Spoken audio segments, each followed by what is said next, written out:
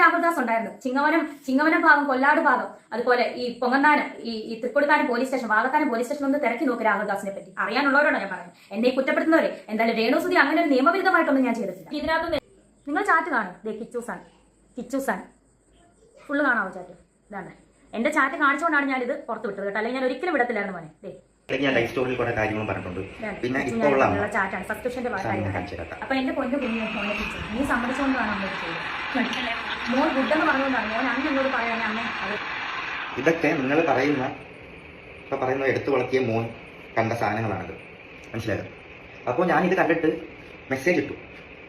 ഇത് കണ്ടു കഴിഞ്ഞാൽ ഋതപ്പൻ്റെ അവസ്ഥ എന്തായിരിക്കും? ഋതപ്പൻ്റെ കൂടെ പഠിക്കുന്നവരാണെങ്കിലും ഇപ്പം മിക്ക പിള്ളേരാണെങ്കിലും പോലും സോഷ്യൽ മീഡിയ യൂസ് ചെയ്യുന്ന ആൾക്കാരാണ് കൂടുതൽ.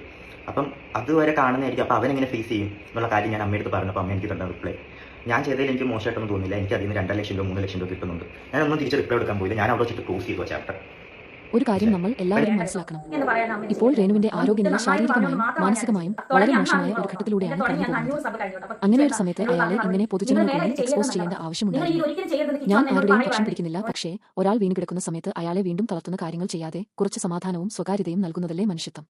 ഇന്ന് ആശുപത്രിയിൽ കിടന്നുകൊണ്ട് തന്നെ രേണുവിന് വീഡിയോ ചെയ്ത് മറുപടി പറയേണ്ട സാഹചര്യം വന്നിരിക്കുന്നു. ആ സാഹചര്യം ഒഴിവാക്കാനാകുമായിരുന്നില്ലേ? പിന്നെ അവൻ കാണാൻ താല്പര്യമില്ലെന്ന് പറഞ്ഞാൽ ആ തീരുമാനത്തെ മാനിക്കേണ്ടതായിരുന്നു. കുടുംബകാര്യങ്ങളും വ്യക്തിപരമായ ബന്ധങ്ങളും സോഷ്യൽ മീഡിയയിലെ കണ്ടന്റാക്കേണ്ട വിഷയങ്ങളല്ല. വ്യൂസും റീച്ചും ഒരു വശത്ത് നിൽക്കട്ടെ, പക്ഷേ ഒരു മനുഷ്യന്റെ മാനസികാവസ്ഥയും ആരോഗ്യവും അതിനേക്കാൾ വിലപ്പെട്ടതാണ്. അഭിപ്രായ വ്യത്യാസങ്ങൾ ഉണ്ടാകാം, പക്ഷേ ഒരാൾ ഏറ്റവും ദുർബലമായ അവസ്ഥയിലായിരിക്കുമ്പോൾ അയാൾക്ക് വേണ്ടത് ആക്രമണമല്ല, കരുതലാണ്. അതാണ് നമ്മളൊക്കെ ഓർക്കേണ്ടത്. അമ്മ സബ്സ്ക്രിപ്ഷൻ പറഞ്ഞില്ല, പക്ഷെ മോൻ എന്നാ പറഞ്ഞറിയോ? ഗുഡെന്ന്. അതിനുശേഷം ഞാൻ 600 കഴിഞ്ഞു, 150 രൂപയാണ്. അപ്പൊ കിച്ചു പറയാ 150. നിങ്ങൾ കണ്ടോ? എന്നെ വെറുതെ വിടും കിച്ചു എന്നെ വെറുതെ വിടും. പിന്നെ നമുക്ക് രണ്ടുപേർക്ക് അറിയുന്ന പല കാര്യങ്ങളും അല്ലെ കിച്ചു, ഫ്യൂച്ചർ വരെ ബാധിക്കുന്ന കാര്യങ്ങളുണ്ട്. സോ അതെന്നെ കൊണ്ട് പറയിപ്പിക്കരുത് കിച്ചു. എന്റെ കുഞ്ഞു നിന്നെ ചേട്ടായിട്ട് കണ്ടുപോയി, ഇനി എന്നെ കൊണ്ടൊന്ന് പറയിപ്പിക്കരുത് കിച്ചു. ഞാൻ ക്യാൻസർ വന്ന് ഞാൻ മരിച്ചാൽ പോലും എനിക്ക് നീ ഒന്നും ചെയ്യണ്ട. എന്റെ ഋതപ്പൻ, എന്റെ കുഞ്ഞ്, ഞാൻ പ്രസവിച്ച എന്റെ ഒരേ ഒരു കുഞ്ഞ്. നിന്നെ ഞാൻ ഋതപ്പനേക്കാൾ കൂടുതൽ ഞാൻ സ്നേഹിച്ചു. ഋതപ്പനേക്കാൾ കൂടുതൽ ഞാൻ നിനക്ക് എന്റെ സബ്സ്ക്രിപ്ഷൻ കിട്ടിയ പൈസ വരെ ഞാൻ നിനക്ക് തന്നു. ഒരുപാട് പൈസ ഞാൻ ഉറക്കമടിച്ച്, ഞാൻ ആൽബങ്ങൾ ചെയ്തത്, ഞാൻ ഉറക്കമടിച്ച് ഗൾഫിൽ പോയി പ്രൊമോഷൻ ചെയ്തത് എല്ലാം ഞാൻ നിനക്ക് അതിന് ഒരു ഓഹരി ഞാൻ നിനക്ക് തന്നിട്ടുണ്ട്. നീ അതെല്ലാം വാങ്ങിച്ചിട്ടുണ്ട്. ആ ചാറ്റുകളെല്ലാം എന്റെ ഉണ്ട്, പക്ഷെ ഞാൻ കാണിക്കത്തില്ല കിച്ചു. നീ അല്ല ഞാൻ.